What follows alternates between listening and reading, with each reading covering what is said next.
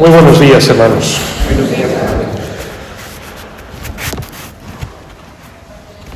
Ayer, cuando me disponía a preparar esta Eucaristía, la liturgia, la oración de estos ya últimos días de esta octava grande del Adviento, que terminaremos mañana en la tarde, con la Nochebuena, recordé algunos textos escritos hace años, hace muchos años.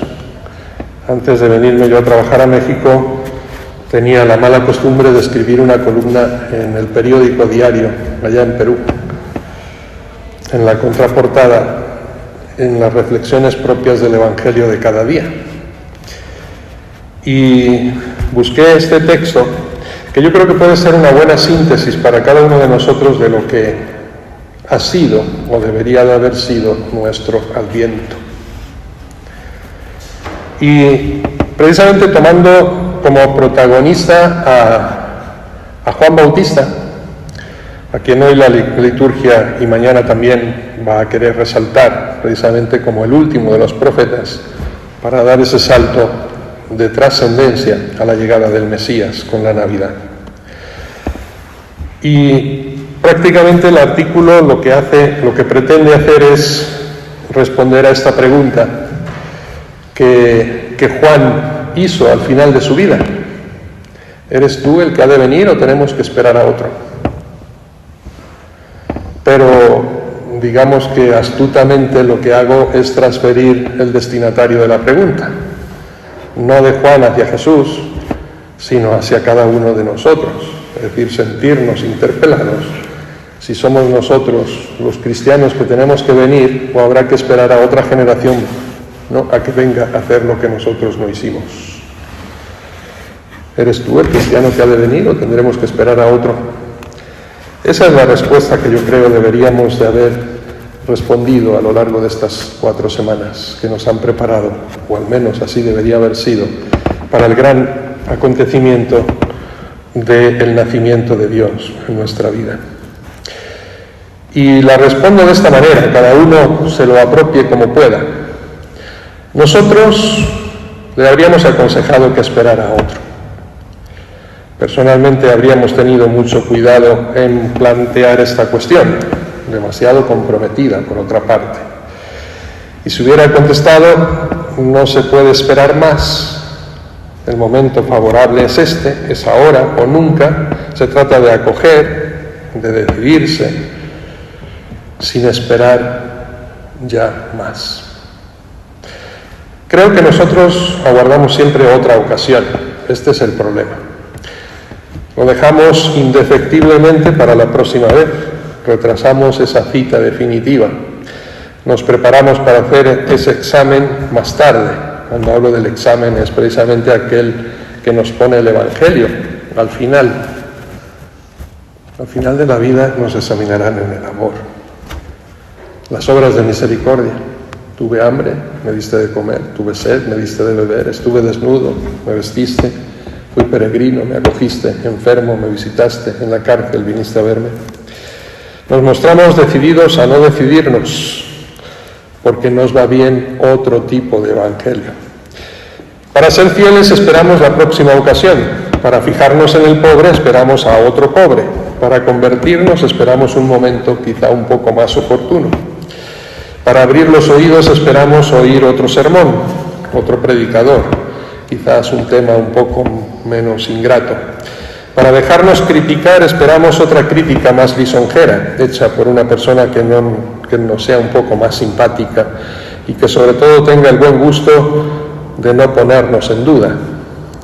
Para tener en cuenta una opinión, un consejo, una sugerencia, esperamos encontrar a alguien que esté siempre de acuerdo con nosotros. Para ser una opción, esperamos la próxima propuesta. Para atender a la voz de la conciencia, esperamos otro momento. Para pensar en la muerte, esperamos el próximo funeral de algún conocido. Para leer un libro, para rezar con cierto empeño, para dar profundidad y coherencia a nuestra fe, para acudir a un hospital, para perder una hora con otra persona, esperamos tiempos mejores. El tiempo que tenemos a disposición es un tiempo ya ocupado y destinado a otras cosas. y nos sirve para no utilizarlo. Es una pena no vivir 2 o 3 veces, porque esperaríamos a vivir de verdad en la próxima vida y no en esta. Jesús, queridos hermanos, nos invita aquí y ahora y en esta circunstancia particular, a ti y a mí. Pero nosotros replicamos, quizá otra vez será, puede ser, quién sabe, cabe la posibilidad de... Los plazos concretos inmediatos no son muy agradables.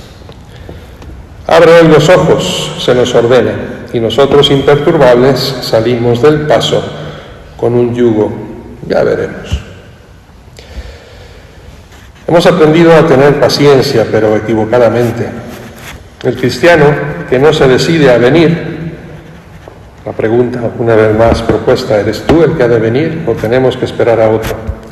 ¿Eres tú el cristiano esperado? ¿O Jesús tendrá que esperar otro año más?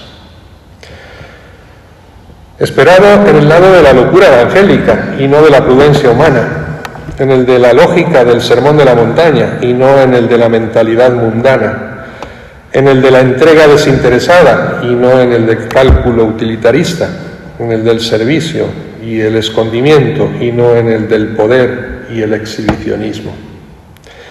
¿Eres tú, por tanto, ese cristiano esperado, sometido a la prueba de los hechos y no de esa palabrería inútil, en esa demagogia populista, aunque estruendosa? ¿Eres tú el cristiano esperado, sometido a la prueba de los hechos, entonces?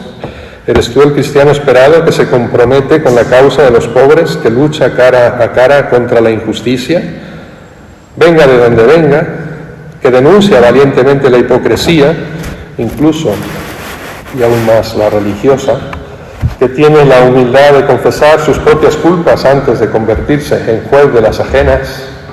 ¿Eres tú el cristiano esperado, atento a la cita de la simplicidad, de la sencillez, sobre todo de la transparencia?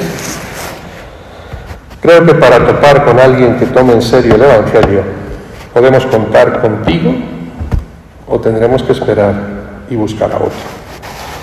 Para hallar a alguien que no decepcione nuestras esperanzas, que no mortifique nuestros anhelos, que no pisotee nuestras exigencias más legítimas, tendremos que esperar a uno que no sea como tú. La respuesta de Jesús a aquella pregunta fue muy simple. Vayan y anuncien a Juan lo que están viendo y oyendo. Pues a esos innumerables Juanes que esperan, hoy millones de personas que nos ven, que nos escuchan, quizá con cierto desaliento y cansados ya de esperar, es preciso que vaya alguien a contarles no solo lo que han visto y oído, sino lo que han vivido, la experiencia de la fe, la experiencia de Dios. Si nos atenemos a las palabras, cada uno de nosotros puede ser el que ha de venir y el que ha de sembrar luz en este mundo. Por desgracia, son los hechos los que tardan en llegar y son los hechos los que se hacen esperar más de lo debido. Porque sí, nos llamamos cristianos de palabra, pero quizá esto no se corrobora con nuestra vida. Y terminaba aquel artículo, bueno, es un poco largo, yo no lo voy a comentar completo, leer completo, porque tampoco es la ocasión de eso, pero cuando Jesús describe a Juan Bautista, y creo que también nos podría, en cierto sentido, describir a cada uno de nosotros, como aquel que hoy en el siglo XXI le toca preparar también el camino del Señor para que llegue a tantos y tantos corazones y se haga presente en tantos hogares. Jesucristo decía, ¿dónde y por qué se cultivan las cañas? Curiosa expresión, pero todos conocemos lo que es la caña, ¿verdad? Aquella que se cincela con el viento, ¿no?, de la oportunidad.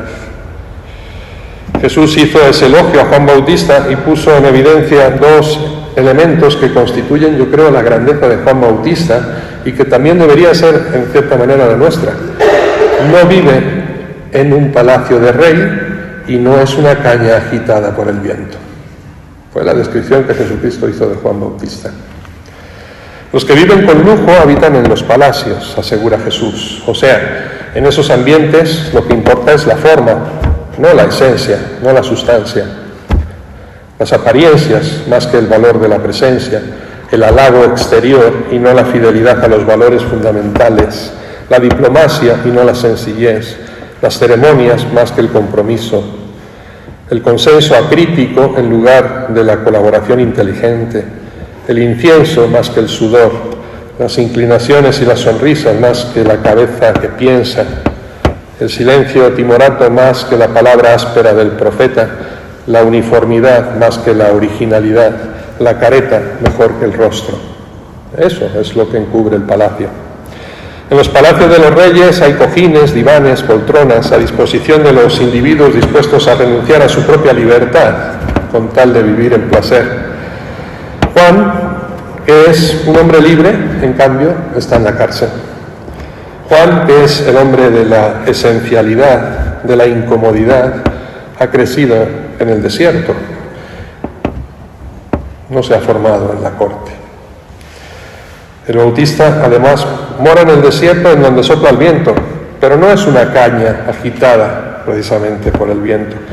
En los jardines del rey más bien sí se cultivan esas cañas en abundancia, que se trasplantan incluso hasta los últimos confines del reino.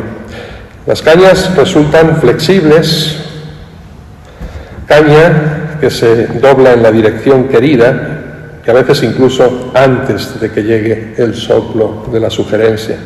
Sopla el viento de la conveniencia y no pocos se inclinan en aquella dirección, pero dispuestos a erguirse. Por otro lado, esa era la posición algo incómoda y natural para ciertos hábitos, y a inclinarse de nuevo hacia el lado contrario cuando soplan aires diversos.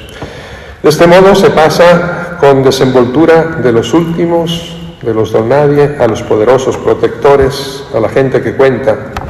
Juan, que asistió a la escuela del desierto, aprendió la coherencia. Es un resistente a las modas, a los oportunismos, a los cálculos de poder, a las intrigas y a los amiguismos astutos. Al no tener ninguna posición que defender, encuentra el coraje de seguir siendo él mismo, incluso cuando el viento cambia de dirección. Juan, que había crecido en el desierto, es simplemente un hombre auténtico. La dieta austera ha robustecido su espalda, y si entra en el palacio del rey, lo hace para perturbar las cosas, para decir que no está de acuerdo, para hacer sonar la alarma, incluso desde la cárcel, sigue sembrando la inquietud en el poderoso. Gracias a Dios, queridos hermanos. Y vuelvo a repetir la pregunta y la respuesta. ¿Eres tú el cristiano que ha de venir o tendremos que esperar a otro? Y repito la respuesta nuevamente. ¿Dónde se cultivan las cañas? A veces aquí también en el templo, del oportunismo. Digo que gracias a Dios, Jesús viene a salvarnos de estas posiciones, de esas situaciones desesperadas que se transforman en experiencias de vida y en cambio nos trae paz, felicidad y esperanza.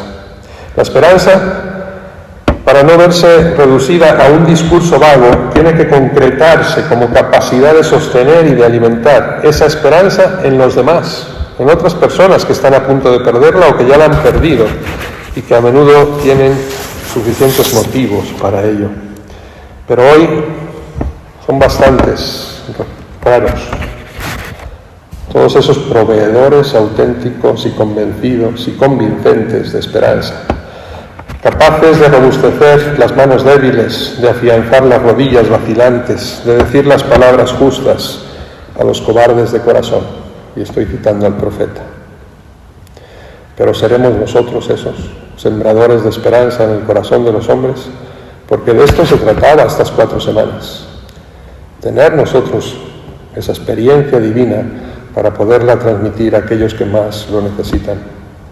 Aquellos, los que han perdido muchas veces ya el corazón por no poder sostener el peso excesivo, la soledad, la incomprensión, el abandono, la pobreza, esa serie impresionante de desgracias y desilusiones, y esperan de nosotros ese ánimo que hay que sostener. Por el contrario, yo digo que son demasiados los portadores de mensajes que tienen casi siempre como contenido el miedo, el castigo, la amenaza. Y hay que seguir perplejos, por lo menos ante ciertas comunicaciones desde arriba, de tono duro, siempre del lado de lo catastrófico, un tanto chantajistas, que fomentan una especie de terrorismo espiritual. Las palabras de no pocos anunciadores del Evangelio suenan duras, ásperas, acusadoras, o al menos son muy poco estimulantes. En algunas bocas la buena noticia se transforma en una feroz rendición de cuentas. Pero no, hermanos, la esperanza es la virtud más difícil, pero al mismo tiempo en esa dificultad que pocos son capaces de conseguir y sobre todo de transmitir, nosotros estamos llamados a actuar. Solamente la paciencia, la esperanza, dan solidez al amor. Vivamos este tiempo de Adviento que ya termina de esta manera, en la espera dichosa del que viene a salvarnos, al tiempo que nos convertimos precisamente en esos que han de venir, que ya han llegado y que tantos y tantos están esperando. Bueno, gran reto para nuestra vida, ¿verdad? Pues ánimo, todavía tenemos 2 días para corregir lo que no hemos hecho. En Dios no hay tiempo, así que un instante es suficiente. Que así sea.